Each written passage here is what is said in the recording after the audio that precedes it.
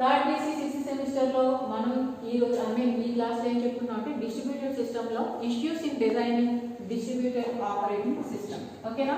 So already మనం last క్లాస్లో distributed system అంటే ఏంటి, దాని క్యారెక్టరిస్టిక్స్ ఎలా ఉంటాయి, అట్ ది సేమ్ టైం దాని యొక్క డిస్ట్రిబ్యూటెడ్ సిస్టంలో ఉండే డిఫరెంట్ మోడల్స్ ఏంటో తెలుసుకున్నాం. సో ఇప్పుడు డిస్ట్రిబ్యూటెడ్ సిస్టమ్లో మనం డిజైన్ చేసేటప్పుడు ఎప్పుడైతే మనం డిస్ట్రిబ్యూటెడ్ సిస్టమ్ని డిజైన్ చేస్తామో దాని క్యారెక్టరిస్టిక్స్ ఏవైతే మనం ఆల్రెడీ చెప్పుకున్నామో ఆ క్యారెక్టరిస్టిక్స్ని సపోర్ట్ చేయాలి అంటే మనం ఈ డిస్ట్రిబ్యూటెడ్ సిస్టమ్కి సెపరేట్గా ఆపరేటింగ్ సిస్టమ్ అనే దాన్ని డిజైన్ చేయాలి. ఓకేనా? మనం ఏదైతే డిస్ట్రిబ్యూటెడ్ సిస్టమ్ని డిజైన్ చేస్తున్నామో ఆ డిస్ట్రిబ్యూటెడ్ సిస్టమ్ని దేనికోసం డిజైన్ చేస్తున్నాం, సమ్ క్యారెక్టరిస్టిక్స్ని సపోర్ట్ చేసే విధంగా డిజైన్ చేస్తాం. ఆ క్యారెక్టరిస్టిక్స్ సపోర్ట్ చేయాలి అంటే నార్మల్గా మనం డైలీలో పీసీలో అంటే పర్సనల్ కంప్యూటర్స్లో యూజ్ చేసే ఆపరేటింగ్ సిస్టమ్స్ కాకుండా ఒక సెపరేట్గా ఒక ఆపరేటింగ్ సిస్టమ్ అనే దాన్ని మనం డిజైన్ చేయాలి. ఈ ఆపరేటింగ్ సిస్టమ్ అనే దాన్ని డిజైన్ చేసేటప్పుడు కొన్ని పాయింట్స్ని మనం కన్సిడర్ చేస్తూ ఈ ఆపరేటింగ్ సిస్టమ్ అనే దాన్ని డిజైన్ చేస్తామన్నమాట. ఆ పాయింట్స్ని ఇక్కడ ఏమని పిలుస్తామంటే issues in designing distributed operating system. ఓకేనా? So issues in designing distributed operating system అంటే మీనింగ్ ఏంటి అంటే మనం డిస్ట్రిబ్యూటెడ్ సిస్టమ్ని డిజైన్ చేసేటప్పుడు క్యారెక్టరిస్టిక్స్ని సపోర్ట్ చేసే విధంగా డిస్ట్రిబ్యూటెడ్ సిస్టమ్కి ఒక సెపరేట్గా ఒక ఆపరేటింగ్ సిస్టమ్ అనే దాన్ని డిజైన్ చేయాలి. ఈ ఆపరేటింగ్ సిస్టమ్ అనే దాన్ని మనం డిజైన్ చేసేటప్పుడు కొన్ని పాయింట్స్ని కన్సిడర్ చేస్తూ ఈ ఆపరేటింగ్ సిస్టమ్ అనే దాన్ని డిజైన్ చేస్తాం. ఏ పాయింట్స్ని అయితే కన్సిడర్ చేస్తూ ఆపరేటింగ్ సిస్టమ్ అనే దాన్ని డిజైన్ చేయాలి అని చెప్పుకుంటున్నామో వాటిని ఏమని పిలుస్తామంటే issues in designing distributed operating system అంటాం. ఓకేనా? ఆ ఇష్యూస్లో first issue is nothing but transparency. Okay, first issue ఏంటి అంటే డిస్ట్రిబ్యూటెడ్ ఆపరేటింగ్ సిస్టమ్ని డిజైన్ చేసేటప్పుడు ట్రాన్స్పరెన్సీ. సో ఇందుకే ట్రాన్స్పరెన్సీ అంటే ఏంటన్నమాట, మనం ఆపరేటింగ్ సిస్టమ్ని డిజైన్ చేస్తున్నాము డిస్ట్రిబ్యూటెడ్ కోసం అంటే అందులో ఫస్ట్ పాయింట్ ఏంటి అంటే మనం ఆ డిజైన్ చేసేటప్పుడు ఫస్ట్ కన్సిడర్ చేయాల్సిన పాయింట్ ఏంటి అంటే ఆ ఆపరేటింగ్ సిస్టమ్ అనేది కంపల్సరీ ఎలా ఉండాలి, ట్రాన్స్పరెన్సీగా ఉండాలి. సో ట్రాన్స్పరెన్సీగా ఉండడం అంటే మీనింగ్ ఏంటంటే ఫర్ ఎగ్జాంపుల్ ఒక యూజర్ అనేవాడు డేటాని యాక్సెస్ చేస్తున్నారు అనుకోండి. యూజర్ అనేవాడు డేటాని యాక్సెస్ చేసేటప్పుడు లోపల కంప్యూటర్లో ఉన్న డేటాని యాక్సెస్ చేసేటప్పుడు ఎంత ఫాస్ట్గా యాక్సెస్ చేస్తున్నాడో at the same time remote లొకేషన్లో ఉన్న డేటాని యాక్సెస్ చేస్తున్నా సరే అంతే ఫాస్ట్గా యాక్సెస్ అవ్వాలి. ఓకేనా? మన డిస్ట్రిబ్యూటెడ్ సిస్టంలో కేవలం డేటాని యాక్సెస్ చేస్తామంటే డేటాని యాక్సెస్ చేయము, మేబీ రిసోర్సెస్ని యాక్సెస్ చేయొచ్చు. లేదు అంటే ఒక సిస్టమ్ దగ్గర మనం ఉండి అదర్ సిస్టమ్ దగ్గర ఏం చేస్తాం, వేరే ప్లేస్లో ఉన్న సిస్టమ్ దగ్గర మనం సమ్ అదర్ ప్రాసెస్ని ఎగ్జిక్యూట్ చేస్తూ ఉంటాం. ఓకేనా? సపోజ్ నేను ఒక సిస్టంలో ఏదో సంథింగ్ టాస్క్ అనేది పర్ఫామ్ చేస్తున్నాను. ఆ టాస్క్ పర్ఫామ్ చేసేటప్పుడే మిడిల్లో ఏమైందంటే అదర్ టాస్క్ని అంటే వేరే అదర్ సర్వర్లో ఉన్న సర్వర్లో ఉన్న టాస్క్ కాస్త ఏమైందంటే మనం ఎగ్జిక్యూట్ చేయాల్సి వచ్చింది. అప్పుడు ఏం చేస్తాం, అదర్ సర్వర్లో మనం ఏదైతే టాస్క్ని ఇక్కడ పర్ఫామ్ చేస్తూ మిడిల్లో మనకు అవసరమైందో సో ఆ టాస్క్ కాస్త ఏం చేస్తాం, అదర్ సర్వర్లో మనం అదర్ సిస్టంలో ఏం చేస్తాం, ఎగ్జిక్యూట్ చేస్తూ ఉంటాం. సో అదర్ సిస్టంలో మనం ఎగ్జిక్యూట్ చేస్తున్నాము అంటే అప్పుడు ఏమవుతుంది, ఆటోమేటిక్గా ఇక్కడ ఒక సిస్టంలో మనం ఉన్నాం, ఈ అదర్ సిస్టంలో ఏం చేస్తున్నాం, ఇక్కడ సిస్టంలో ఒక టాస్క్ని పర్ఫామ్ చేస్తూ అట్ ది సేమ్ టైం మిడిల్లో ఏం చేస్తున్నాం అంటే అదర్ సిస్టంలో మనం ఏం చేస్తున్నాం అంటే వేరొక టాస్క్ని మనం పర్ఫామ్ చేస్తూ ఉన్నాం. సో ఇలా టాస్క్ని పర్ఫామ్ చేస్తున్నాము అంటే మనం ఇక్కడ ఎంతైతే ఫాస్ట్గా మనం టాస్క్ని పర్ఫామ్ చేస్తున్నామో ఈ టాస్క్ కూడా అంతే ఫాస్ట్గా పర్ఫామ్ అవ్వాలి. అట్ ది సేమ్ టైం ఇక్కడ టాస్క్ పర్ఫామ్ అయిన తర్వాత అంటే ఏదైతే task task is nothing but one work. So ఏదైతే వర్క్ మనం ప్రాసెస్ చేస్తామో అదర్ సిస్టంలో ఆ వర్క్ కాస్త అంటే ఏంటనమాట, that is nothing but process. So ఏదైతే ప్రాసెస్ మనం అదర్ సిస్టంలో పర్ఫామ్ చేసామో అది కాస్త దేనికోసం పర్ఫామ్ చేస్తున్నాము, ఈ సిస్టంలో సంథింగ్ ఏదో అవసరమైంది దానికోసం కాస్త ఏం చేస్తాం, అదర్ సిస్టంలో ఎక్కడైతే ఆ డేటా ఇక్కడ ఈ సిస్టంలో సిస్టమ్ 1 అనే దాంట్లో ఏ డేటా అయితే అవసరమైందో ప్రాసెస్కి ఆ డేటా కాస్త ఏ సిస్టంలో ఉందో ఆ సిస్టమ్ దగ్గర ఏం చేస్తాం, మనం ప్రాసెసింగ్ అనేది అంటే ఇన్స్ట్రక్షన్స్ అనే వాటిని ఎగ్జిక్యూట్ చేస్తాం. అలా ఇన్స్ట్రక్షన్స్ అనే వాటిని ఎగ్జిక్యూట్ చేసిన ఇన్స్ట్రక్షన్స్ కాస్త తిరిగి ఈ సిస్టమ్కి రావాలిగా.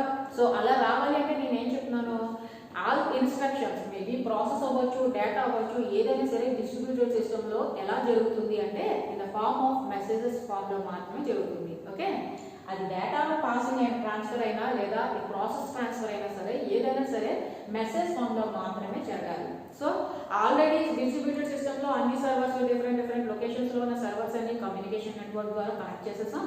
సో ఏమవుతుంది అంటే మెసేజ్ ఫామ్ లో ట్రాన్స్ఫర్ అయిపోతున్నాయి. సో ప్రాబ్లం ఏముంది అని అనుకోవచ్చు.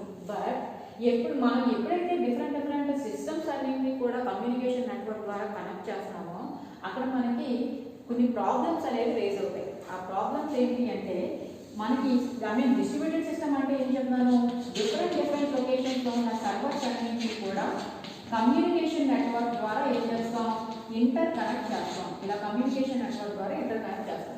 ఇలా కమ్యూనికేషన్ నెట్వర్క్ ద్వారా ఇంటర్ కనెక్ట్ చేసేటప్పుడు ఈచ్ అండ్ ఇండివిజువల్ సిస్టమ్ ఎప్పుడైతే డిఫరెంట్ సిస్టమ్స్ అన్ని కూడా ఒక లొకేషన్ అవనివ్వండి, వేరే లొకేషన్ అవనివ్వండి, డిఫరెంట్ సిస్టమ్స్ అన్ని కూడా ఇంటర్ కనెక్ట్ చేస్తున్నామో ఒక నెట్వర్క్ ద్వారా అన్ని సిస్టమ్స్ యొక్క కంప్యూటర్ యొక్క ఆర్కిటెక్చర్ ఒకే విధంగా ఉండాలన్న రూల్ లేదు.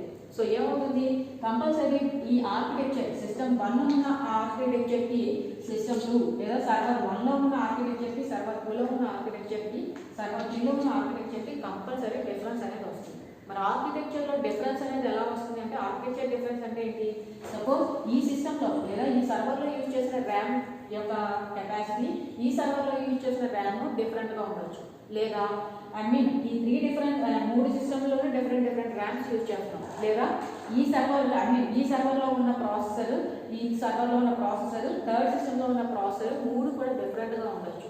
లేదు ఆపరేటింగ్ సిస్టమ్స్ డిఫరెంట్గా ఉండొచ్చు. వీటన్నిటిని కూడా ఏమని పిలుస్తామంటే ఇవన్నీ కూడా ఏంటి, ఆ సిస్టమ్ యొక్క ఆర్కిటెక్చర్. సో నేను ఏం చెప్తాను అంటే డిఫరెంట్ సర్వర్స్ లో ఉన్న లొకేషన్స్ లో ఉన్న సర్వర్స్ అనేది ఒక లొకేషన్ అవనివ్వండి, ఏమైనా అవనివ్వండి, కమ్యూనికేషన్ నెట్వర్క్ ద్వారా డిఫరెంట్ సిస్టమ్స్ మనం కనెక్ట్ చేస్తున్నాము అంటే ఈ డిఫరెంట్ సిస్టమ్స్ అన్ని కనెక్ట్ చేసేటప్పుడు అన్ని కంప్యూటర్స్ యొక్క ఆర్కిటెక్చర్ ఒకే విధంగా ఉండదు.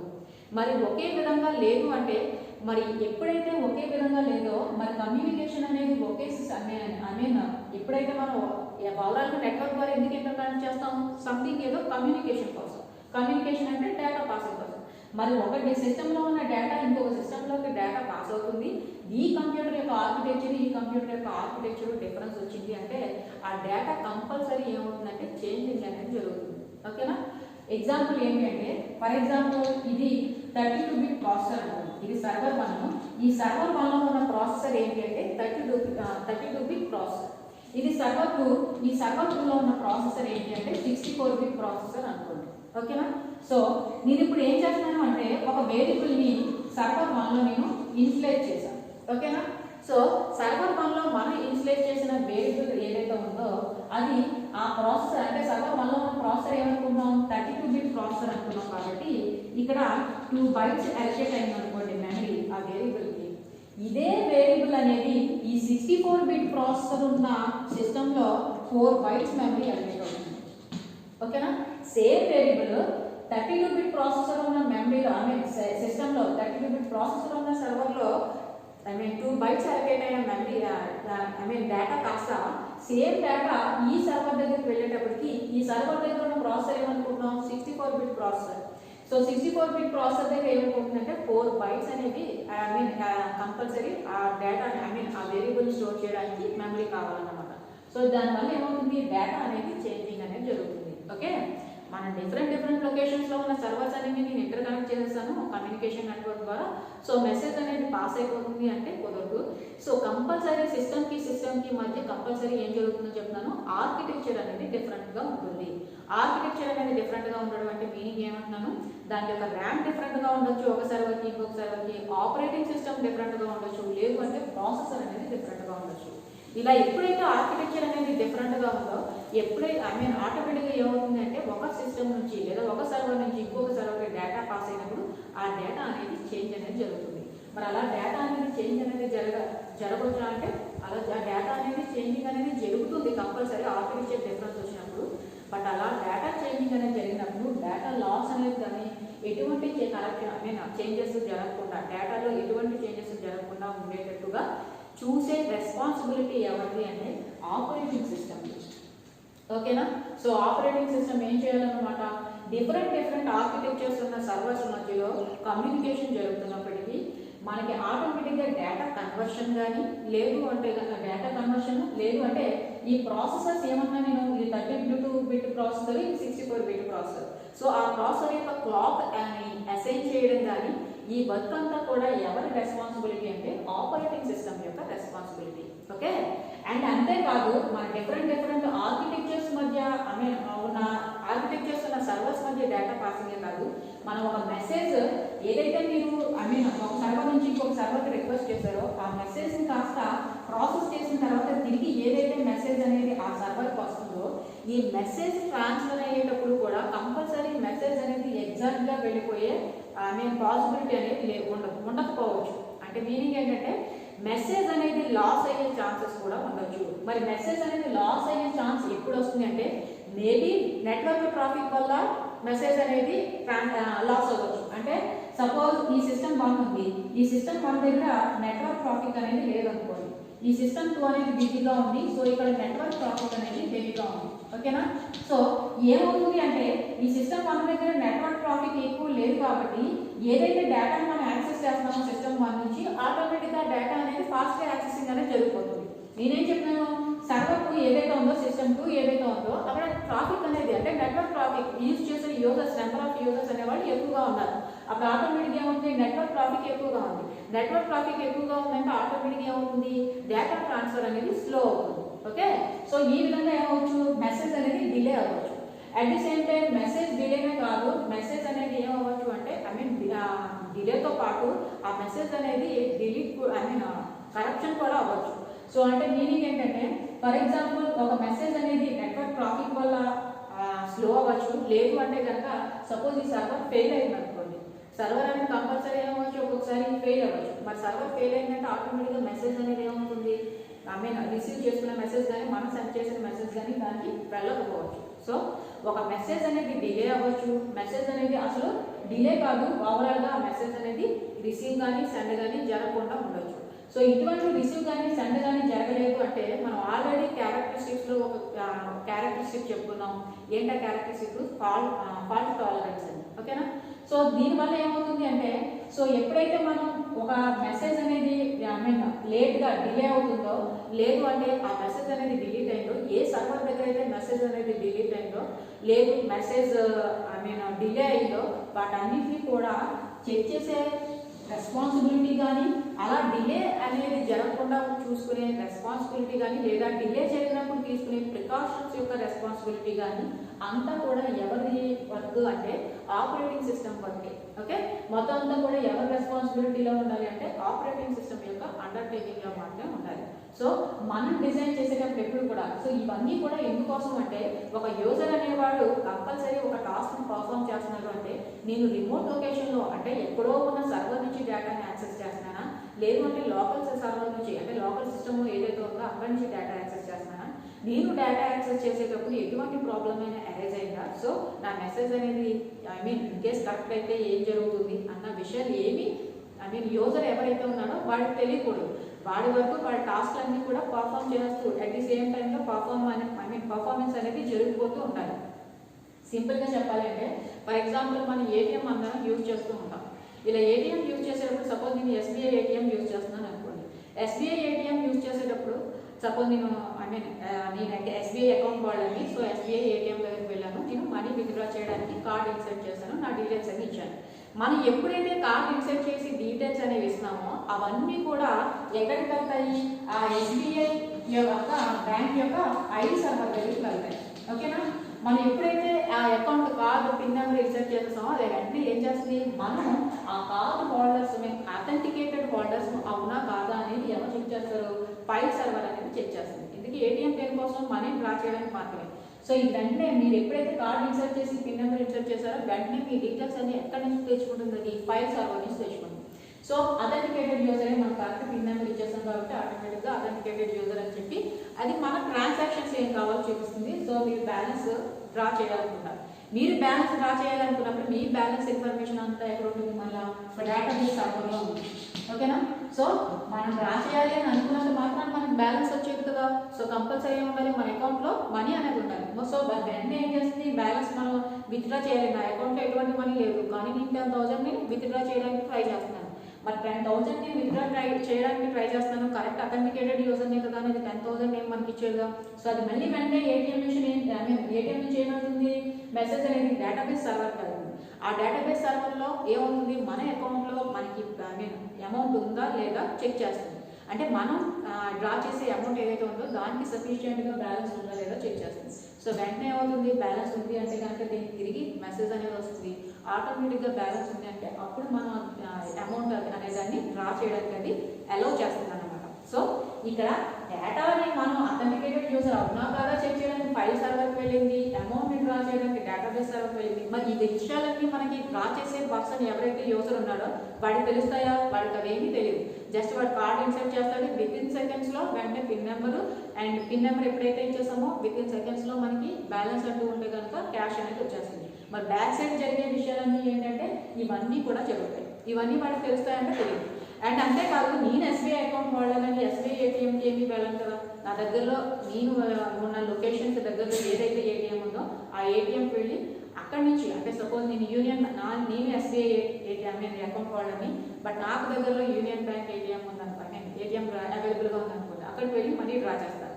బట్ యూనియన్ బ్యాంక్ అనేది వేరే సర్వరు, ఎస్బీఐ అనేది వేరే సర్వర్.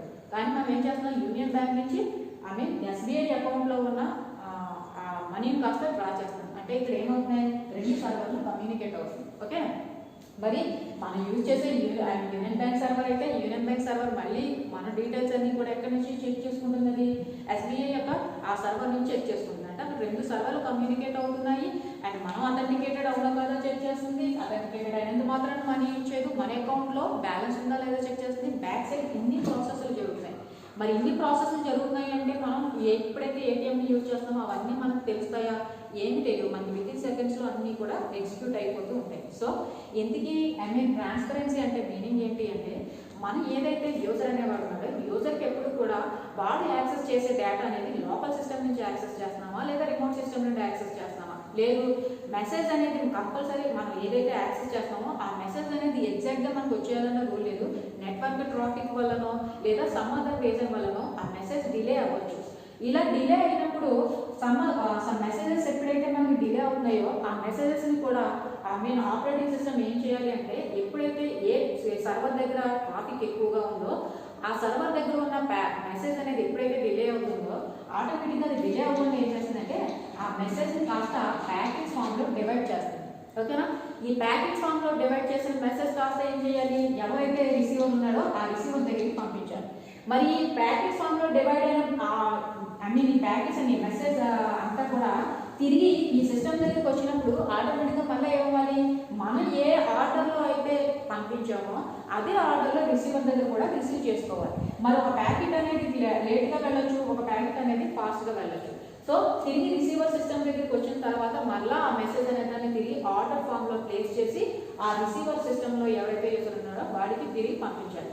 సో ఇటువంటివన్నీ జరిగినప్పటికీ కూడా బ్యాక్ సైడ్ ఏం జరుగుతుందో తెలియకుండా యూజర్ అనే వాడికి రిమోట్ లొకేషన్ నుంచి నేను యాక్సెస్ చేస్తున్నానా లేదా లోకల్ సిస్టమ్ నుంచి యాక్సెస్ చేస్తున్నానా, లేదు నా మెసేజ్ డిలే అయ్యిందా, ఇటువంటి ఏ సర్వర్ నుంచి డిలే అయితే ఏ సర్వర్ నుంచి నేను యాక్సెస్ చేస్తున్నాను, ఇటువంటి విషయాలు ఏమీ వాడికి తెలియకుండా డైరెక్ట్ వాడి వర్క్ మాత్రం డిలే అవుతుంది అన్న విషయం కూడా వాడు అబ్జర్వ్ చేయనంత ఫాస్ట్గా వాడు డేటా అనేది యాక్సెస్ చేయగలగాలి. సో ఈ వర్క్ అంతా ఎవరు చేస్తారంటే ఆపరేటింగ్ సిస్టమే చేస్తుంది. సో ఆపరేటింగ్ సిస్టమ్ అనేది పర్ఫామ్ చేయాలి అంటే ఫస్ట్ ఏంటి అంటే ఆపరేటింగ్ సిస్టమ్ని డిజైన్ చేసేటప్పుడు ఫస్ట్ మనం కన్సిడర్ చేయాల్సిన పాయింట్ ఏంటి అంటే ట్రాన్స్పరెన్సీ. ట్రాన్స్పరెన్సీ అంటే ఏంటన్నమాట, యూజర్ అనే వాడికి బ్యాక్ సైడ్ ఏం జరుగుతుంది అనే విషయం మాత్రం తెలియకూడదు. ఎక్కడి నుంచి యాక్సెస్ చేస్తున్నాను, లేదా నెట్వర్క్ ట్రాఫిక్ వల్ల నా మెసేజ్ అనేది లేట్ అవుతుందా, లేదు ఒక సర్వర్ నుంచి నేను యాక్సెస్ చేయాలనుకుంటున్నాను అక్కడ ఆ సర్వర్ పనిచేయకపోవడం వలన సమాధాన రీజన్ వల్ల వేరే సర్వర్ నుంచి యాక్సెస్ చేస్తున్నామా, ఇటువంటి విషయాలు ఏవి యూజర్కి తెలియకుండా వాడి వర్క్ అనేది పర్ఫెక్ట్గా జరిగిపోవాలి. సో అలా జరిగే ఏదైతే ఉందో ఆ రెస్పాన్సిబిలిటీ అంతా ఎవరిది, ఆపరేటింగ్ సిస్టమ్. సో మనం ఆపరేటింగ్ సిస్టమ్ని డిజైన్ చేసేటప్పుడు కంపల్సరీ ఏం చేయాలి, ఫస్ట్ కన్సిడర్ చేయాల్సిన విషయం ఏంటంటే ట్రాన్స్పరెన్సీ. ఎటువంటి యూజర్ అనే వాడికి ఎటువంటి డీటెయిల్స్ తెలియకుండా వాడి వర్క్ అనేది ఎగ్జాక్ట్గా అక్కడే జరుగుతుంది, ఆ సిస్టమ్ దగ్గరే జరుగుతుంది అనేటట్టుగా వాడికి ఫాస్ట్గా జరగాలి. బట్ బ్యాక్ సైడ్ ఎటువంటి ప్రాబ్లం వచ్చినా సరే ఆ ప్రాబ్లమ్ని కాస్త రెక్టిఫై చేసే బాధ్యత అంతా కూడా ఎవరిది అంటే ఆపరేటింగ్ సిస్టమ్కి. ఓకేనా, so this is nothing but ఏంటి అంటే ట్రాన్స్పరెన్సీ. ఇక నెక్స్ట్ డిజైన్ ఇష్యూ చూడండి, రిలయబిలిటీ. ఓకేనా, రిలయబిలిటీ అంటే మీనింగ్ ఏంటి అంటే ఆల్రెడీ మనం క్యారెక్టరిస్టిక్స్ డిస్ట్రిబ్యూటెడ్ సిస్టమ్ క్యారెక్టరిస్టిక్స్ చెప్పుకునేటప్పుడే చెప్పుకున్నాం. ఏమని చెప్పుకున్నాం, one of the characteristic is nothing but tolerance అని. ఫాల్ట్ టాలరెన్స్ అంటే మీనింగ్ ఏంటి అంటే ఇలా డిస్ట్రిబ్యూటెడ్ సిస్టమ్ అంటే డిఫరెంట్ లొకేషన్స్లో ఉన్న సర్వర్స్ని కమ్యూనికేషన్ నెట్వర్క్ ద్వారా కనెక్ట్ చేయడం. సో ఇలా కమ్యూనికేషన్ నెట్వర్క్ ద్వారా కనెక్ట్ చేయడాన్ని ఏమని పిలుస్తామంటే డిస్ట్రిబ్యూటెడ్ సిస్టమ్ అంటాము. ఈ మెసేజ్ పాసింగ్ ద్వారా కోఆర్డినేట్ అవుతాయి అని చెప్పుకున్నాం. ఓకే, మరి ఈచ్ అండ్ ఇండివిజువల్ సర్వర్ కూడా ఎలా వర్క్ అవుతుందని చెప్పుకున్నాం. ఒక డెడికేటెడ్ సర్వర్ కింద వర్క్ అవుతుంది. డెడికేటెడ్ సర్వర్ కింద వర్క్ అవడం అంటే మీనింగ్ ఏంటి? ఫర్ ఎగ్జాంపుల్ ఇది ఫైల్ సర్వర్ కింద వర్క్ అవుతుంటే ఇది డేటాబేస్ సర్వర్ కింద వర్క్ అవుతుంది, ఇది ప్రింట్ సర్వర్ కింద వర్క్ అవుతుంది. సమ్ అదర్ వర్క్ కోసం డెడికేట్ చేసాం. ఓకేనా? ఓకే, సో ఫైల్ సర్వర్ దగ్గర మనం వర్క్ చేస్తామంటే ఫైల్స్ ఏదైతే యూజర్ యొక్క ఫైల్స్ ఉన్నాయో ఫైల్స్ కి సంబంధించిన డేటా అంతా కూడా ఈ ఫైల్స్ నుంచి యాక్సెస్ ఫైల్ సర్వర్ నుంచి యాక్సెస్ చేయొచ్చు. ఓకే, మరి ఈ ఫైల్ ని యాక్సెస్ చేసేటప్పుడే మిడిల్లో మనకి డేటాబేస్ నుంచి సంథింగ్ ఏదో డేటా అవసరం అయితే కనుక డేటాబేస్ నుంచి ఆ డేటాని కాస్త ఫైల్ సర్వర్కి ఏం చేయొచ్చు అంటే తెచ్చుకోవచ్చు. ఇలా డేటాబేస్ నుంచి డేటాని తెచ్చుకునేది కాస్త ఏ ఫామ్లో జరుగుతుందంటే మెసేజ్ ఫామ్లో జరుగుతుంది అని చెప్పుకున్నాం. ఓకే, బట్ ఏదైనా రీజన్ వల్ల సర్వర్ అనేది కంపల్సరీ కరెక్ట్ అయ్యే ఛాన్సెస్ ఉంటాయి, లేదు సర్వర్ అనేది ఫెయిల్ అయ్యే ఛాన్స్ ఉంటుంది. ఓకేనా? మరి సర్వర్ అనేది ఫెయిల్ అయింది అంటే దాంట్లో ఉన్న డేటా అంతా కూడా ఏమవుతుంది? కొలాప్స్ అవుతుంది. సో ఎప్పుడైతే సర్వర్ ఫెయిల్ అయిందో మరి దాంట్లో ఉన్న డేటా అంతా ఫెయిల్ అవ్వకుండా మనం ఏం చేయాలి? కంపల్సరీ ఈ డేటా ఒక సర్వర్లో ఉన్న డేటాని కాస్త అదర్ సర్వర్లో కూడా మనం ఏం చేస్తామంటే ప్లేస్ చేసుకుంటాం అని చెప్పుకున్నాం. ఆల్రెడీ క్యారెక్టరిస్టిక్స్ చెప్పుకునేటప్పుడు fault tolerance one of the characteristic. అందులో ఏం చెప్పామంటే ఫాల్ట్ టాలరెన్స్ అంటే మీనింగ్ ఏంటంటే ఇన్ కేస్ ఫ్యూచర్లో ఏదైనా సర్వర్ అనేది ఫెయిల్ అయినా, లేదు నెట్వర్క్ ఈ సర్వర్ అనేది నెట్వర్క్ ట్రాఫిక్ వల్ల బిజీగా ఉంది, ఇది రెస్పాన్స్ అవ్వట్లేదు. ఇది రెస్పాన్స్ అవ్వట్లేదు అని యూజర్ అనేవాటి మనం కూర్చోబెడతాం. సపోజ్ మనం ఏటీఎం వాడుతున్నాము, ఆల్రెడీ ట్రాన్స్పరెన్సీలో చెప్పుకున్నాం. ఏటీఎం వాడుతున్నాం అంటే మనం యూజర్ అట్ ది సేమ్ టైంలో మనం మాత్రమే యూజ్ చేయం కదా. అంటే మనం యూజ్ చేసే అంటే మనం ట్రాన్సాక్షన్స్ ఏవైతే పర్ఫామ్ చేస్తున్నామో ఆ టైంలోనే ల్యాక్స్లోనో థౌజండ్స్లోనో యూజర్స్ అనేవాళ్ళు యాక్సెస్ చేస్తూ ఉంటారు. మరి ఇంతమందికి కూడా ప్యారలల్గా ప్రాసెసింగ్ అనేది జరుగుతుందే తప్ప ఇంతమంది వాడుతున్నారు ఇన్ని యూజర్స్కి అలకేట్ చేయాలి, ఇన్ని యూజర్స్కి మాత్రమే ప్రాసెసింగ్ అనేది జరుగుతుంది, మిగిలిన వాళ్ళంతా బ్లాక్లో ఉండడమో వెయిటింగ్లో ఉండడమో ఏమీ జరగదు. ఎంతమంది యూజ్ చేస్తున్నారో అన్ని యూజర్స్కి కూడా అట్ ది సేమ్ టైంలో ప్రాసెసింగ్ అనేది ఎక్కడ ఆగకుండా జరుగుతూ ఉంటుంది. ఇలా జరుగుతుంది అంటే మీనింగ్ ఏంటి? నేనేం చెప్తున్నాను? నెట్వర్క్ ట్రాఫిక్ వల్లనో లేదంటే సర్వర్ ఫెయిల్యూర్ వల్లనో సర్వర్ ఫెయిల్యూర్ వల్ల డేటా కరెక్ట్ అయితే ఆటోమేటిక్గా అవుతుంది, ఇందులో డేటా ఫెయిల్ అవుతుంది. అప్పుడు ఏమవుతుంది? డేటా ఫెయిల్ అయిందంటే మరి మొత్తం అంతా డేటా అంతా కొలాప్స్ అవుతుంది. సో అలా జరగకుండా ఏం చేస్తామంటే ఒక సర్వర్లో ఉన్న డేటాని కాస్త అదర్ సర్వర్లో కూడా మనం ప్లేస్ చేస్తాం. ఎప్పుడైతే ఈ ఫైల్ సర్వర్ అనేది డేటాబేస్ సర్వర్ నుంచి డేటాను యాక్సెస్ చేయాలనుకుంటుందో ఇన్ కేస్ డేటాబేస్ సర్వర్ అనేది కనుక ఫెయిల్ అయితే అది వెంటనే ఏం చేస్తుందన్నమాట అదర్ సర్వర్ ఈ కమ్యూనికేషన్లో అదర్ సర్వర్ అంటే వేరే సర్వర్ కాదు, ఈ డిస్ట్రిబ్యూటెడ్ సిస్టమ్స్లో కనెక్ట్ అయిన అదర్ సర్వర్లో ఉన్న వేరే సర్వర్ నుంచి ఆ డేటాబేస్ ఎక్కడైతే మనం ప్లేస్ చేసామో దాని నుంచి డేటాను కాస్త యాక్సెస్ చేసుకుంటుంది అనమాట. ఆ విధంగా ఇన్ కేసు ఒక సర్వర్ అనేది ఫెయిల్ అయినా, లేదు నెట్వర్క్లో ట్రాఫిక్ వల్ల కనుక ఇది బిజీగా ఉన్నా సరే, మన నెట్వర్క్ ట్రాఫిక్ వల్ల బిజీగా ఉందని మనం ఏం చెప్తే మిషన్ దగ్గర ఏం కూర్చోం కదా. సో కూర్చోవట్లేదు, యూజర్ యొక్క టాస్క్ పర్ఫామ్ అయిపోతుంది అంటే సో ఇన్ కేస్ ఈ సర్వర్ బిజీగా ఉన్నా ఆ సర్వర్లో ఉన్న డేటాని వేరే అదర్ సర్వర్లో మనం ప్లేస్ చేయడం ద్వారా ఏం చేస్తామంటే ఈ ఫైల్ సర్వర్ ముందు సర్వర్ని చెక్ చేసుకుంటుంది. ఇన్ కేస్ ఇది రెస్పాన్స్ అవ్వట్లేదు లేదు అప్పుడు వెంటనే ఏం చేస్తుంది అనమాట వేరే అదర్ సర్వర్లో దీని యొక్క సర్వర్ యొక్క డేటా ముందేమో చెక్ చేసుకుంటుంది. వెంటనే ఏం చేస్తుంది ఆ సర్వర్ నుంచి కాస్త డేటాని యాక్సెస్ చేస్తుంది. ఓకే, సో రిలయబిలిటీ అంటే మీనింగ్ ఏంటన్నమాట అనేది ఒక సర్వర్లో ఇన్ కేస్ మన కమ్యూనికేషన్ నెట్వర్క్లో కనెక్ట్ అయిన సర్వర్స్లో ఇన్ కేస్ ఒక సర్వర్ నుంచి ఉన్న ఒక సర్వర్ అనేది ఫెయిల్ అయినప్పటికీ మనకి ఏదైతే సర్వర్ ఫెయిల్ అయిందో ఆ సర్వర్ ఫెయిల్ అవ్వడం వల్ల డేటా అనేది కొలాప్స్ అవ్వకుండా అదర్ సర్వర్లో కూడా మనం ప్లేస్ చేసుకుంటాం. సో ఈ విధంగా అనేది ఏమవుతుంది అంటే డేటా అనేది లాస్ అవ్వకుండా యూజర్ యొక్క వర్క్ అనేది ఎగ్జిక్యూట్ అవుతూ ఉంటుంది. దాన్ని ఏమని పిలుస్తామంటే రిలయబిలిటీ అంటాం. ఓకే, డేటా అనేది ఎటువంటి లాస్ అనేది జరగదన్నమాట. ఇన్ కేస్ నెట్వర్క్ ట్రాఫిక్ వల్లనో సర్వర్ ఫెయిల్యూర్ వల్లనో జరిగినా సరే మనం యాక్సెసింగ్ అనేది కంపల్సరీ ఏం జరుగుతుంది అదర్ సర్వర్ నుంచి ఆ డేటాని యాక్సెసింగ్ అనేది జరుగుతుంది. ఎలా జరుగుతుంది అంటే ఆ సర్వర్లో ఉన్న డేటా కాస్త అదర్ సర్వర్స్లో మనం ఏం చేస్తాము ప్లేస్ చేసుకుంటాం. Okay, this is nothing but another design issue another issue in designing operating system. ఇక నెక్స్ట్ వన్ ఏంటి అంటే థర్డ్ వన్ ఫ్లెక్సిబిలిటీ. ఇక మనం డిస్ట్రిబ్యూటెడ్ ఆపరేటింగ్ సిస్టమ్ని డిజైన్ చేసేటప్పుడు నెక్స్ట్ కన్సిడర్ చేయాల్సిన ఇష్యూ ఏంటి అంటే ఫ్లెక్సిబిలిటీ. ఇక ఫ్లెక్సిబిలిటీ అంటే మీనింగ్ ఏంటి అంటే మనం ఒక డిస్ట్రిబ్యూటెడ్ ఒక టాస్క్ మనం పర్ఫామ్ చేస్తున్నాము అనుకోండి, ఓకేనా. ఒక టాస్క్ మనం పర్ఫామ్ చేసేటప్పుడు ఒక సర్వర్ దగ్గర ఒక సర్వర్ దగ్గర కాదు, ఫర్ ఎగ్జాంపుల్ మనం ఒక ఏటీఎం మిషన్ ఉందనుకోండి. ఏటీఎం మిషన్ ఉన్నప్పుడు ఫస్ట్లో మనం ఏం చేసేవాళ్ళం, కేవలం బ్యాలెన్స్ ఎంక్వైరీ కోసమో మనీ విత్డ్రా కోసం ఆ ఏటీఎం మిషన్ యూజ్ చేసుకునేవాళ్ళం. తర్వాత ఏమైంది, ఇన్ ద ఫ్యూచర్లో అదే ఏటీఎం మిషన్ నుంచి మనం మనీని కూడా డిపాజిట్ చేసుకునే ఫీచర్ అనేది యాడ్ అయింది, ఓకే కదా.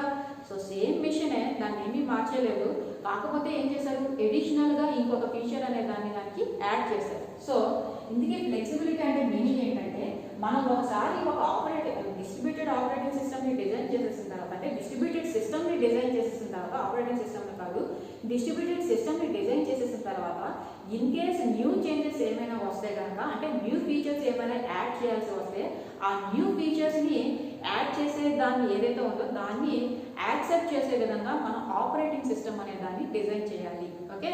ఎగ్జాంపుల్ చెప్పుకోవాలంటే స్టార్టింగ్లో ఏటీఎం మిషన్ మనం యూజ్ చేసినప్పుడు మనీ బ్యాలెన్స్ ఎంక్వైరీ కోసం విత్డ్రా కోసం యూజ్ చేసేవాళ్ళం.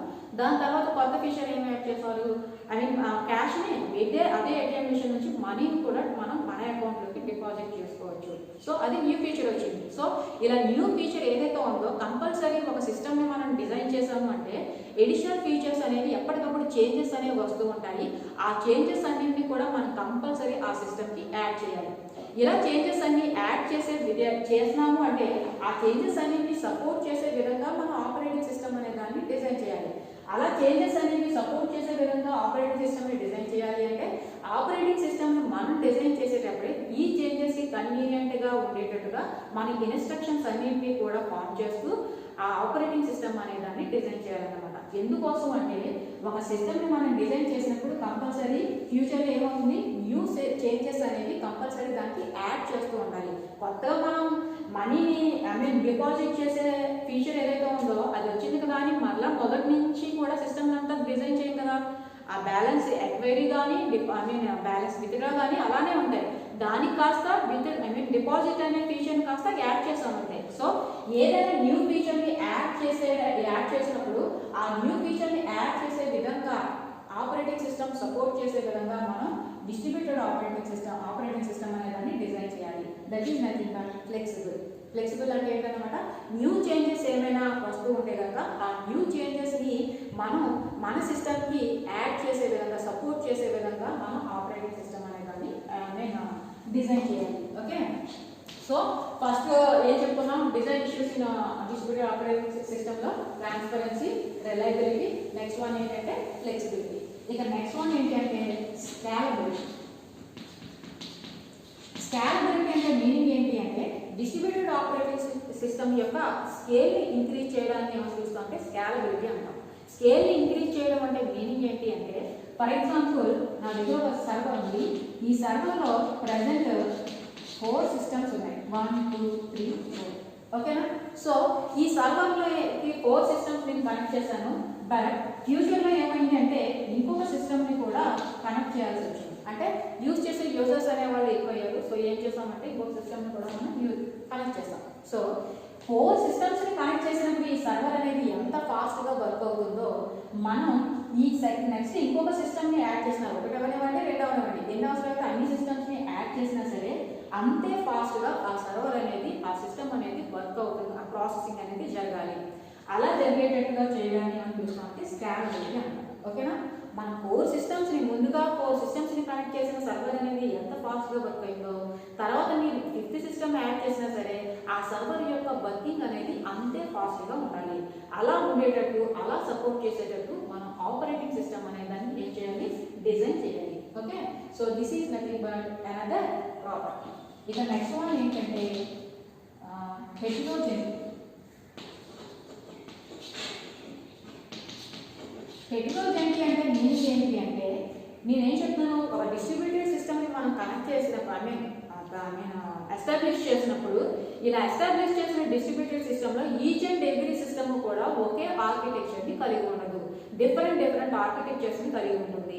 డిఫరెంట్ ఆర్కిటెక్చర్స్ ని కలిగి ఉంది అంటే మీనింగ్ ఏంటి? దాని యొక్క ఒక సిస్టమ్ యొక్క ర్యామ్ ఇంకో సిస్టమ్ యొక్క ర్యామ్ లో డిఫరెన్స్ రావచ్చు, ప్రాసెసర్ లో డిఫరెన్స్ రావచ్చు, at the same time operating system లో కూడా డిఫరెన్స్ రావచ్చు. సో ఇటువంటి డిఫరెంట్ కానీ మరి మనం డిస్ట్రిబ్యూటెడ్ సిస్టమ్ ని ఎస్టాబ్లిష్ చేస్తున్నాం కాబట్టి ఈ డిస్ట్రిబ్యూటెడ్ సిస్టమ్ లో ఉన్న సిస్టమ్స్ అన్ని కూడా సేమ్ ఆర్కిటెక్చర్ కలిగి ఉండాలి అంటే కుదరదుగా. సో ఎటువంటి ఆర్కిటెక్చర్ ఉన్న సిస్టమ్స్ అయినా సరే మనం ఇంటర్ కనెక్ట్ చేయగలగాలి. That is nothing but heterogeneity. ఓకేనా? డిఫరెంట్ ఆర్కిటెక్చర్స్ ఉన్న సిస్టమ్స్ అన్నింటినీ కూడా మనం కనెక్ట్ చేసి ఒక డిస్ట్రిబ్యూటెడ్ సిస్టమ్ ని ఎస్టాబ్లిష్ చేయగలగాలి. అలా ఎస్టాబ్లిష్ చేయాలి అంటే ఈ డిఫరెంట్ ఆర్కిటెక్చర్స్ ఉన్న సిస్టమ్స్ అన్నింటినీ కూడా ఎవరు సపోర్ట్ చేయాలి? ఆపరేటింగ్ సిస్టమ్ సపోర్ట్ చేయాలి. ఆపరేటింగ్ సిస్టమ్ సపోర్ట్ చేయడం అంటే మీనింగ్ ఏంటి? నేనేం చెప్తాను, ఒక ఆర్కిటెక్చర్ లో ఉన్న డేటా కాస్త ఒక ఆర్కిటెక్చర్ కి సంబంధించిన సిస్టమ్ లో ఉన్న డేటా కాస్త అదర్ ఆర్కిటెక్చర్ ఉన్న సిస్టమ్ లోకి వెళ్ళేసరికి దాని యొక్క డేటా అనేది సైజ్ అనేది చేంజ్ అయిపోతూ ఉంటుంది. మరి ఇలా డేటా సైజ్ చేంజ్ అయింది అంటే అలా చేంజ్ అయినప్పుడు దానికి తీసుకోవాల్సిన మోడిఫికేషన్స్ కానీ దానికి సంబంధించిన ప్రికాషన్స్ కానీ అవన్నిటిని కూడా ఎవరు రెస్పాన్సిబిలిటీ అంటే ఆపరేటింగ్ సిస్టమ్ రెస్పాన్సిబిలిటీ. అంతేగాని మన డిస్ట్రిబ్యూటెడ్ సిస్టమ్లో నేను డిఫరెంట్ సిస్టమ్ సర్వర్స్ యూజ్ చేస్తున్నాను, బట్ నేను యూజ్ చేసేదంతా కూడా కనెక్షన్లో కాబట్టి అన్ని సిస్టమ్స్కి సేమ్ ఆర్కిటెక్చర్ ఉండాలి, ఇలా ఉన్నప్పుడు మాత్రమే నేను డిజైన్ చేస్తాను అంటే అది సిస్టమ్ అనేది కరెక్ట్ కాదు. ఓకే, సో డిఫరెంట్ ఆర్కిటెక్చర్స్ ఉన్న సర్వర్స్ మధ్య కూడా మనకి డేటా అనేది ఏదైతే పాసింగ్ అనేది జరుగుతుందో ఆ విధంగా జరగడానికి ఏమని పిలుస్తామంటే హెటెరోజెనిటీ అంటాం. సో ఇలా జరగడానికి రెస్పాన్సిబిలిటీ కూడా ఎవరి రెస్పాన్సిబిలిటీ అంటే ఆపరేటింగ్ సిస్టమ్ రెస్పాన్సిబిలిటీ. ఇక నెక్స్ట్ సిక్స్త్ వన్ ఏంటి అంటే సెక్యూరిటీ. ఓకేనా? ఇక సెక్యూరిటీ అంటే మీనింగ్ ఏంటి అంటే నేనేం చెప్తున్నాను, డిస్ట్రిబ్యూటెడ్ సిస్టమ్ అనగానే డిఫరెంట్ యూజర్స్ అనేవాళ్ళు యూజ్ చేస్తారు. ఓకే, ఇలా యూజ్ చేస్తున్నారు అంటే ఒక సిస్టమ్ యూజ్ చేసే యూజర్ ఎవరైతే ఉన్నారో వాడు ఏం చేస్తారు, వాళ్ళకి కావాల్సిన డేటాని అదర్ సిస్టమ్ నుంచి యాక్సెస్ చేస్తారు. ఇలా యాక్సెస్ చేసేటప్పుడు డిస్ట్రిబ్యూటెడ్ సిస్టమ్ లో మనకి ఒకే సిస్టమ్ ఏమి కనెక్ట్ అయ్యి ఉంటుంది కదా, నెంబర్ ఆఫ్ సిస్టమ్స్, ఒక సర్వర్కే నెంబర్ ఆఫ్ సిస్టమ్స్ అనేవి కనెక్ట్ అయ్యి ఉంటాయి. ఓకేనా? సో ఇలా ఒక సిస్టమ్కి ఇలా నెంబర్ ఆఫ్ సిస్టమ్స్ కనెక్ట్ అయినప్పుడు ఈ డిస్ట్రిబ్యూటెడ్ సిస్టంలో ఉన్నాయి కాబట్టి మనం పాస్ చేసే డేటా ఏదైతే ఉందో ఆ పాస్ చేసిన డేటా కాస్త ఒకే సిస్టమ్కి అంటే ఏ పర్టికులర్ సిస్టమ్కి నేను డేటాని పాస్ చేస్తున్నానో ఆ పర్టికులర్ సిస్టమ్కి నా డేటా అనేది పాస్ అవుతుందా, లేదు డిస్ట్రిబ్యూటెడ్ సిస్టంలో ఉన్న అన్ని యూజర్స్కి కూడా ఆ డేటా అనేది పాస్ అయిపోతుందా, ఓకే అనేది చెక్ చేయాలి. నెక్స్ట్ వన్ ఏంటి అంటే ఏ యూజర్ అయితే డేటాని యాక్సెస్ చేయాలి అని అనుకుంటున్నాడో ఆ యూజర్ అనేవాడు అథెంటికేటెడ్ యూజర్ అయినా లేదా అనాథరైజ్డ్ యూజర్ ఎవరైనా ఆ డేటాని యాక్సెస్ చేయడానికి ట్రై చేస్తున్నాడా అనేది చెక్ చేయాలి. సో ఇవన్నీ కూడా ఎందులోకి వస్తాయంటే సెక్యూరిటీలోకి వస్తాయి. Security is most important in distributed operating system. ఓకేనా?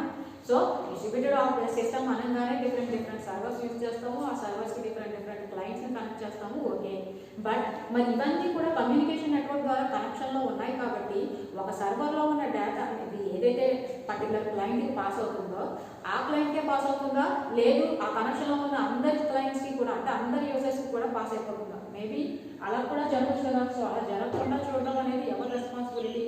ఆపరేటింగ్ సిస్టమ్ యొక్క రెస్పాన్సిబిలిటీ. అంతేకాదు మనం ఏదైతే యూజ్ చేస్తున్నామో ఏదైతే కనెక్షన్లో డిఫరెంట్ నెంబర్ ఆఫ్ యూజర్స్ ఉన్నారు, ఓకే, బట్ ఏదైతే డేటాని యాక్సెస్ చేస్తున్నారో ఆ డేటా అనేది ఏ సిస్టమ్ నుంచి అయితే యాక్సెస్ చేస్తున్నారో ఏ యూజర్ అయితే యాక్సెస్ చేస్తున్నారో ఆ యూజర్ అనేవాడు అథెంటికేటెడ్ అవునా కాదా, కరెక్ట్గా ఆ డేటా అనేది దానికి యాక్సెస్ చేసే పర్మిషన్స్ అన్ని ఆ యూజర్కి ఉన్నాయా లేవా, ఇవన్నీ కూడా కంపల్సరీ చెక్ చేయాలి. వాటిని ఏమని పిలుస్తాము, అవన్నీ కూడా ఎందులోకి వస్తాయంటే సెక్యూరిటీలోకి వస్తాయి. So these are all nothing but ఏంటి అంటే issues in designing distributed operating system.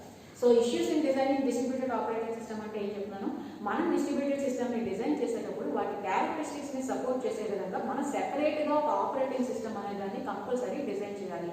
ఇలా సెపరేట్గా ఆపరేటింగ్ సిస్టమ్ని డిజైన్ చేస్తున్నాము అంటే అప్పుడు మనకి కొన్ని పాయింట్స్ని కన్సిడర్ చేస్తూ ఆ ఆపరేటింగ్ సిస్టమ్ అనే దాన్ని డిజైన్ చేయాలి. ఆ పాయింట్స్ని ఏమని పిలుస్తాము అంటే issues in designing distributed operating system అంటాం. అందులో ఫస్ట్ వన్ ఏం చెప్తున్నాను నేను, ట్రాన్స్పరెన్సీ. ఓకే, మనకి ఇప్పుడు కూడా యూజర్ ఎవరైతే యూజ్ చేస్తారో ఆ యూజర్ అనేవాడు డేటా యాక్సెస్ చేసేటప్పుడు ఆ డేటా అనేది లోకల్ సిస్టమ్ నుంచి వస్తుందా రిమోట్ సిస్టమ్ నుంచి వస్తుందా, లేదు బ్యాక్ సైడ్ ఏమైనా మెసేజ్ డిలే అవ్వడం కానీ నెట్వర్క్ ట్రాఫిక్ వల్ల కానీ నెట్వర్క్ ఫెయిల్యూర్ కానీ ఇవన్నీ విషయాలు కూడా వాడికి తెలియకుండా వాడి వర్క్ అంతా కూడా యాజ్ ఇట్ ఈస్ జరిగిపోతున్నట్టుగా వాడికి మాత్రమే అంతవరకు మాత్రమే ఉండాలి తప్ప బ్యాక్ సైడ్ అనే విషయాలు ఇలా డిలే అవుతుందని కానీ ఒక సర్వర్ ఫెయిల్యూర్ అయితే ఆ డేటా ఇంకో సర్వర్ నుంచి యాక్సెస్ చేస్తున్నారని కానీ ఈ విషయాలు ఏవి యూజర్కి తెలియకూడదు. So that is nothing but transparency. ఇక రిలయబిలిటీ అంటే ఏం చెప్తున్నాను నేను, ఇన్ కేస్ ఒక డేటా అనేది ఫెయిల్ అయినప్పటికీ, సర్వర్ అనేది ఫెయిల్ అయినప్పటికీ ఆ సర్వర్లో ఉన్న డేటాని అదర్ సర్వర్లో ప్లేస్ చేయడం ద్వారా ఆ డేటా అనేది యాక్సెసింగ్ అనేది జరగాలి. That is nothing but reliability. ఇక నెక్స్ట్ వన్ ఏం చెప్తున్నాను, ఫ్లెక్సిబిలిటీ. ఇక ఫ్లెక్సిబిలిటీ అంటే ఏం చెప్పాను నేను, ఇన్ కేస్ మనం ఒకసారి డిస్ట్రిబ్యూటెడ్ సిస్టమ్ని నేను డిజైన్ చేసేస్తాను కదా, సో ఇంకా ప్రాబ్లం లేదు దాని వర్క్ అయిపోయింది అని అనుకోకూడదు. ఫ్యూచర్లో ఏమైనా కొత్త ఫీచర్స్ని యాడ్ చేయాల్సి వస్తే కంపల్సరీ ఆ ఫీచర్స్ని సపోర్ట్ చేసే విధంగా మనకి ఆ డిస్ట్రిబ్యూటెడ్ సిస్టమ్ అనేది ఉండాలి. సో ఆ విధంగా మనం ఏం చేయాలన్నమాట, ఆపరేటింగ్ సిస్టమ్ అనేది డిజైన్ చేయాలి. ఏ విధంగా ఆ కొత్త ఫీచర్స్ ఏవైతే ఉన్నాయో వాటిని యాడ్ చేయడానికి సపోర్ట్ చేసే విధంగా. ఇక నెక్స్ట్ వన్ ఏంటి, స్కేలబిలిటీ. మనకి ఒక సర్వర్ దగ్గర సపోజ్ 4 యూజర్స్ ఉన్నారు, నెక్స్ట్ యూజ్ చేసే యూజర్స్ ఎక్కువ ఇంక్రీజ్ అవ్వడంతో ఏం చేస్తామంటే ఇంకా సిస్టమ్స్ మనం యాడ్ చేస్తాం. 4 సిస్టమ్స్ ఉన్నప్పుడు ఆ సర్వర్ ఎంత ఫాస్ట్గా వర్క్ అయిందో ఎడిషనల్గా మీరు ఎన్ని సిస్టమ్స్ని యాడ్ చేసినా సరే దాని వర్కింగ్ అనేది అంతే ఫాస్ట్గా ఉండాలి. That is nothing but scalability. ఇక నెక్స్ట్ వన్ ఏం చెప్పాను, హెటెరోజెనిటీ. డిస్ట్రిబ్యూటెడ్ సిస్టమ్ అనగానే డిఫరెంట్ సర్వర్స్ యూజ్ చేస్తున్నాము, ఆ సర్వర్స్కి డిఫరెంట్ సిస్టమ్స్ కనెక్ట్ అయి ఉన్నాయి, ఓకే. బట్ ఇవన్నీ కూడా సేమ్ ఆర్కిటెక్చర్ని కలిగి ఉండాలి అంటే కంపల్సరీ కాదు. డిఫరెంట్ ఆర్కిటెక్చర్స్ని కలిగి ఉంటుంది. సో ఈ డిఫరెంట్ ఆర్కిటెక్చర్స్ని కలిగి ఉన్న సిస్టమ్స్ మధ్య కూడా కమ్యూనికేషన్ అనేది మనకి జరగాలి, అంటే మెసేజ్ పాస్ అనేది జరగాలి. That is nothing but heterogeneity. ఇక నెక్స్ట్ వన్ ఏం చెప్తున్నాను, సెక్యూరిటీ. ఇక సెక్యూరిటీ అంటే మీనింగ్ ఏంటన్నమాట, మనం ఏదైతే డేటాని యాక్సెస్ చేస్తున్నామో ఒక సర్వర్ నుంచి, ఆ సర్వర్ నుంచి డేటాని యాక్సెస్ చేసేటప్పుడు యాక్సెస్ చేసే యూజర్ ఎవరైతే ఉన్నారో తను అథెంటికేటెడ్ యూజర్ అవునా కాదా, లేదా డిస్ట్రిబ్యూటెడ్ సిస్టంలో మనకి నెంబర్ ఆఫ్ యూజర్స్ అనేవాళ్ళు కనెక్ట్ అయి ఉంటారు. ఈ నెంబర్ ఆఫ్ యూజర్స్ కనెక్ట్ అయినప్పుడు ఒక డేటాని మనం పాస్ చేస్తున్నామంటే ఈ అన్ని కనెక్ట్ అయిన అంటే సర్వర్కి కనెక్ట్ అయిన అందరి యూజర్స్కి డేటా పాస్ అయిపోతుందా, లేదు ఆథరైజ్డ్ యూజర్కి మాత్రమే పాస్ అవుతుందా, ఇటువంటివన్నీ కూడా కంపల్సరీ చేయాలి. That is nothing but security. These are all ఏంటివి issues in designing distributed operating system. Okay.